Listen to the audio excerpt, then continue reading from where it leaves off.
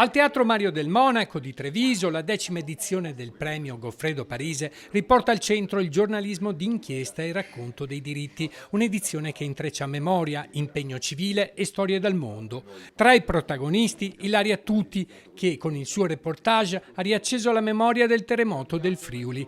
Un lavoro che unisce dimensione personale e storia civile, trasformando la ferita del territorio in una riflessione più ampia su fragilità e rinascita. In un'epoca di contenuti veloci, ha ancora senso il reportage lungo e approfondito?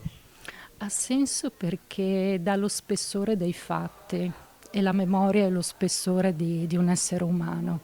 Quindi se vogliamo avere profondità dobbiamo anche prenderci il tempo per far entrare i fatti e le emozioni dentro di noi. Quindi serve una certa cura anche nei confronti dell'esplorazione del mondo.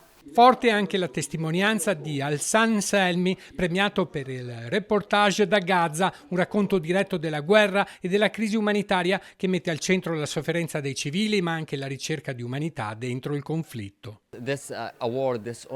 Questo premio significa molto per me, ma anche per tutti i giornalisti che sono stati uccisi durante il conflitto, in particolare più di 270 giornalisti sono stati uccisi durante il conflitto. È una grande responsabilità e voglio dedicare questo premio a tutti i giornalisti che si sono impegnati in questi anni. Significa molto per me e vedere anche i movimenti nelle piazze italiane è stata una grande emozione. La sezione Ossigeno per l'informazione premia gli attivisti Roberto Malini e Lisetta Sperindei per l'impegno nella difesa della libertà di espressione e contro le azioni legali intimidatorie. L'impresa umanistica viene assegnata a Eurocop Camini per l'esperienza di accoglienza e rigenerazione sociale in Calabria. Il premio Studentica Foscari va ad Anna Louise Whitney per un reportage su memoria e migrazioni tra radici e identità.